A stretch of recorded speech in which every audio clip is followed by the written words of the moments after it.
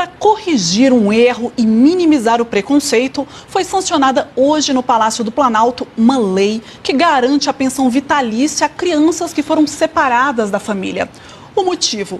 Pais e mães desses meninos e meninas tinham hanseníase e, por isso, eram isolados à força. Para falar sobre esse assunto, a gente volta com a repórter Manuela Castro, que traz todos os detalhes dessa iniciativa. Oi, Manuela. Olá, Maria. A cerimônia aqui no Palácio do Planalto contou com a participação de cerca de 600 filhos que foram separados dos pais, que foram isolados nas colônias, antigas colônias de isolamento compulsório.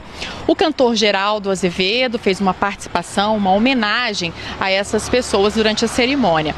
E o presidente Lula assinou a nova lei sob aplausos e também palavras de ordem da plateia.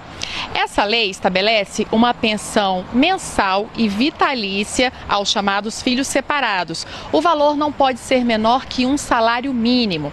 Os pais que foram isolados já recebem a pensão, mas a lei estabelece que o valor dos pais também não seja menor que um salário mínimo. A estimativa é que cerca de 15 mil pessoas sejam beneficiadas. Veja agora na reportagem a história da hanseníase no Brasil, que levou à sanção da lei hoje.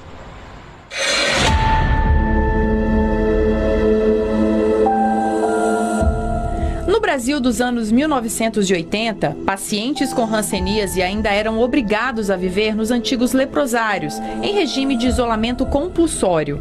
Eram doutrinados a esquecer o passado e formar uma nova vida.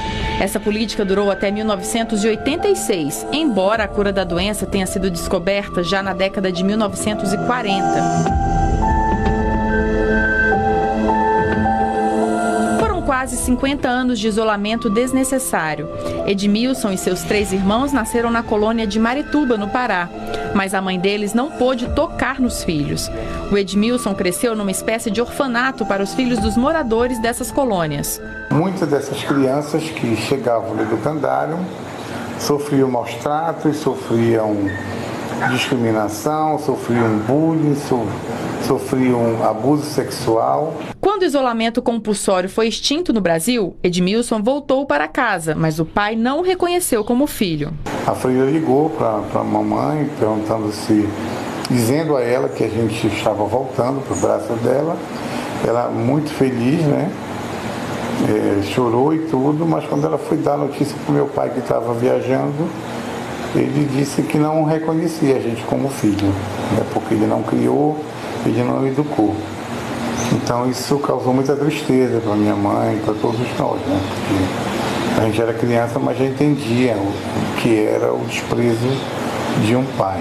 Pesquisas como a de doutorado do Tiago, que mora na ex-colônia de Betim, em Minas Gerais, mostram que os filhos separados sofreram ainda mais que os pais isolados. Castigos físicos e violências sexuais, adoções ilegais, né? Pegava as crianças, falava que estava adotando, mas na verdade estava querendo um empregado doméstico, né, do regime de escravidão. Então, assim, são vários direitos, né, que foram ali desrespeitados e que têm efeitos, né, contrários até hoje na vida dessas pessoas. E esses filhos separados, eles perderam ali os seus primeiros organizadores sociais, o convívio materno, que é tão importante, né, para a formação da personalidade. Além disso, eles foram criados de forma coletiva, sem os cuidados básicos, saúde, educação, moradia. O Conselho Nacional de Direitos Humanos ouviu essas pessoas, ouviu os filhos separados e reconheceu que havia ali, de fato, uma violação de direitos humanos. É inestimável o sofrimento de uma criança, por exemplo, que é obrigada a conviver distante dos seus pais simplesmente por causa de um preconceito. Então, se o Estado brasileiro praticou uma política equivocada, se violou direitos humanos, aquelas pessoas que tiveram esses direitos violados têm sim um direito à indenização. O movimento de reintegração das pessoas atingidas pela hanseníase fez inúmeras mobilizações para reparar danos. Uma luta que levou mais de 2 décadas. Nenhum dinheiro paga o que elas passaram. Isso é, simbolicamente, um pedido de desculpa da sociedade brasileira pela política higienista.